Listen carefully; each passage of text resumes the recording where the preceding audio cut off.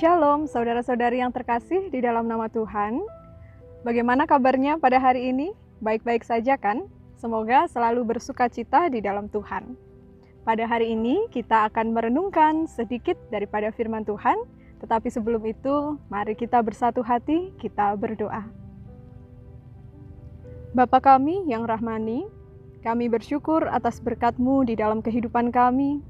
Pada saat ini kami akan merenungkan sedikit daripada sabda-Mu. Bimbinglah kami dengan Roh Kudus-Mu. Di dalam nama Tuhan kami Yesus Kristus kami berdoa. Amin. Saudara-saudari yang terkasih di dalam nama Tuhan, kira-kira belakangan ini kesibukan apa yang pernah dijalani? Dan jika kita ingat kembali, pernahkah kita merasa bahwa kita tidak ingin hari esok itu segera datang? Atau bahkan justru sebaliknya, kita ingin hari esok segera selesai karena banyak tugas dan tanggung jawab yang sudah menanti kita, padahal hati kita tidak begitu suka untuk melakukannya. Nah, pasti kita akrab ya dengan perasaan itu. Dan ternyata yang merasakan perasaan semacam itu bukan hanya kita. Sosok Nabi Musa yang kita kenal sebagai pribadi yang sangat kuat, tangguh, gagah berani, bijaksana, pada awal masa panggilannya, dia pun juga mengalami keraguan dan keengganan seperti kita. Di dalam Keluaran pasalnya yang ketiga, ayatnya yang ke-11, ada tertulis seperti ini. Tetapi Musa berkata kepada Allah, "Siapakah aku ini? Maka aku yang akan menghadap Fir'aun dan membawa orang Israel keluar dari Mesir." Pada saat itu, Musa berprofesi sebagai seorang gembala. Tiba-tiba sosok Allah datang menemuinya dan mengutusnya untuk pergi menyelamatkan bangsa Israel dari perbudakan. Dalam rangka penyelamatan itu, Musa harus bertemu secara langsung dengan Fir'aun, raja di Mesir. Bisa kita bayangkan seperti apa gugupnya Musa. Seorang gembala diutus untuk bertemu seorang raja. Belum lagi ketika Musa menyadari yang harus dibimbing itu adalah bangsa Israel. Bangsa Israel itu bukanlah bangsa yang penurut, tetapi bangsa yang sangat demokratis, sangat penuh tuntutan. Musa merasa, sepertinya saya tidak mampu menjalani tugas dan tanggung jawab itu.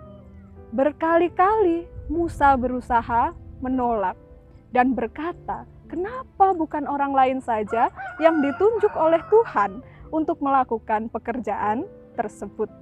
Tetapi pada akhirnya Musa berani menyanggupi, berani mencoba melakukan tugas yang diutuskan Tuhan kepadanya. Karena janji yang diberikan Tuhan, bahwa Tuhan akan selalu bersama-sama dengan Musa. Tuhan akan selalu menyertai Musa. Nah, janji inilah yang menjadi kekuatan bagi Nabi Musa pada saat itu. Saudara-saudari yang terkasih di dalam nama Tuhan, di dalam keseharian kita tentu sering diperhadapkan dengan pekerjaan, tugas, dan tanggung jawab yang kita rasakan terlampau berat. Bahkan kadang kita merasa sepertinya kita tidak mampu menyelesaikan tugas dan tanggung jawab tersebut karena kita ini terbatas, karena kemampuan kita yang kurang, atau kekhawatiran-kekhawatiran lainnya. Tetapi belajar dari kisah Nabi Musa, setiap tugas dan tanggung jawab itu tidak akan kita jalani seorang diri, karena ada Tuhan yang bisa memampukan kita dan menguatkan kita untuk menjalani itu semua.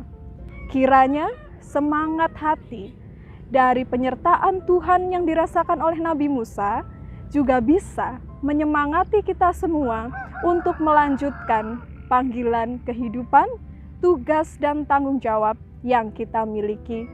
Amin.